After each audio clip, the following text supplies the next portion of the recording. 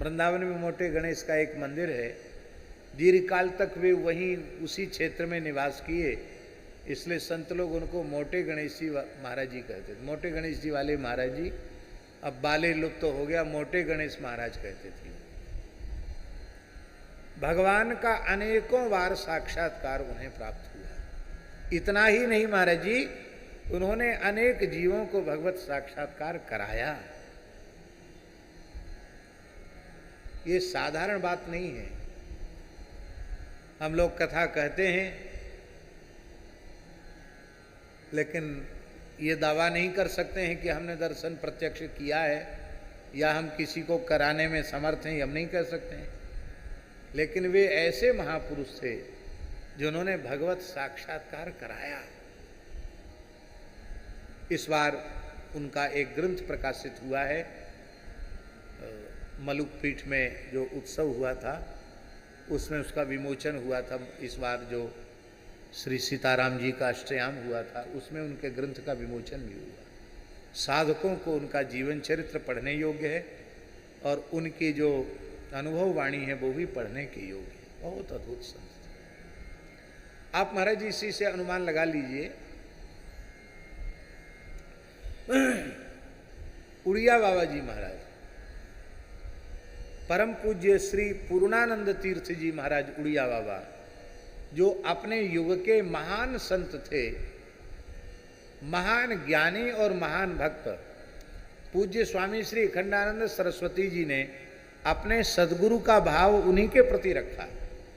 यद्यपि उन्होंने दंड संन्यास लिया था ज्योतिष पीठाधीश्वर श्री स्वामी ब्रह्मानंद सरस्वती जी से, लेकिन सद्गुरु के रूप में उड़िया बाबा को ही उन्होंने स्वीकार किया। हमारे ब्रज के महान संत पूज्य पंडित श्री गया प्रसाद जी महाराज ने भी अपने सद्गुरु के रूप में उड़िया बाबा को स्वीकार किया। उड़िया बाबा के शिष्य थे पंडित जी महाराज। बहुत उच्च कोटि के महात्मा थे उड़िया बाबा।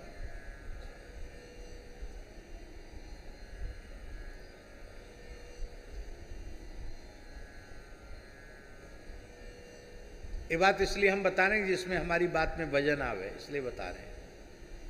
आप तो सब बहुत सरल हृदय के हैं, उसको सामान्य स्तर से आप लोग नहीं स्वीकार करेंगे, लेकिन फिर भी हम निवेदन कर रहे हैं। उड़िया बाबा के पास कभी कभी महाराज जी, मोटे गणेश जी वाले महाराज जी सत्संग के लिए जाते थे, तो उनको आते हुए देखकर उड़िया बाबा उठ के खड़े हो जाते, जबकि उड़िया बाबा की अवस्था अधिक थी और पंडित जी की अवस्था कम थी। आयु में बहुत अंतर था। एक दिन पंडित जी दुखी हो गए, बोले मैं गृहस्थ ब्राह्मण हूं,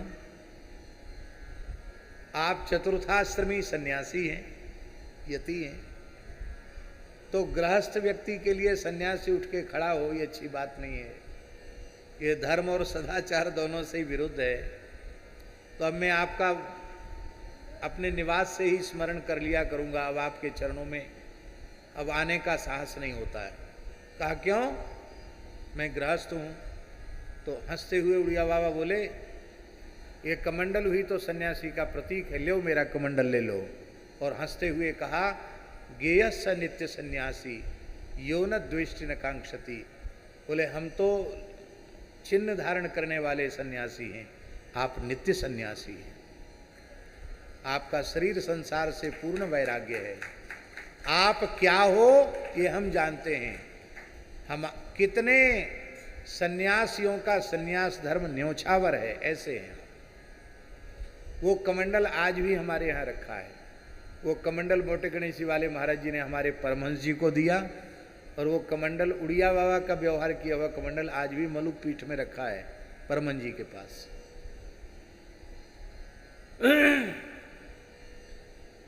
अद्भुत संत थे श्री मोटे गणेश जी वाले। तो उनके साधन की भी पद्धतियां बड़ी विचित्र थी।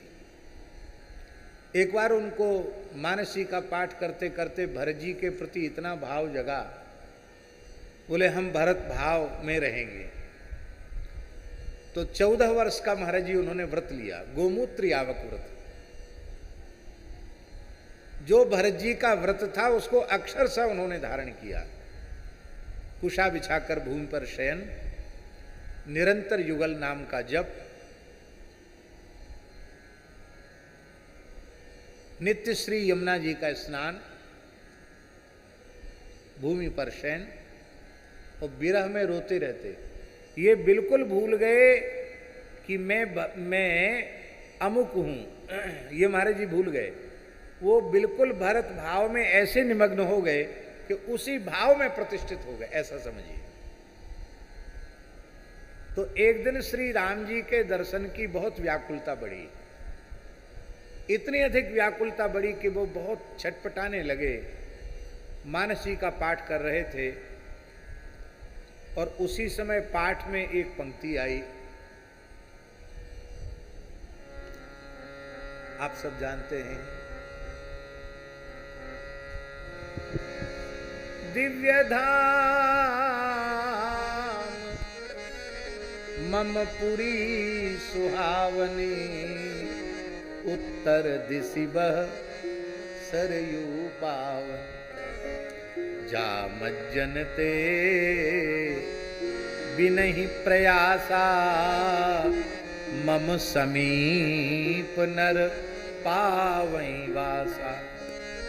इस चौपाई को सुनते ही ऐसा भावोन्माद छाया, प्रेमोन्माद छाया कि वे एक कौपीन धारण किए हुए और एक ऊपर से बहिर्वास लपेटे हुए बैठे थे और जैसे बैठे थे वैसे उठ के चल पड़े, ब्राह्मणी को भी नहीं बताया।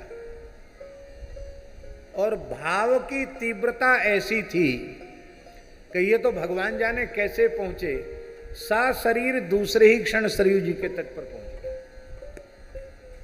अयोध्या जी पहुंच गए, सरयू जी के तट पर पहुंच गए और भाव विहल होकर के सरयू जी को साष्टांग किया और कहा अब मैं देह धारण नहीं कर सकता, अब तो राम जी से मिलाओ।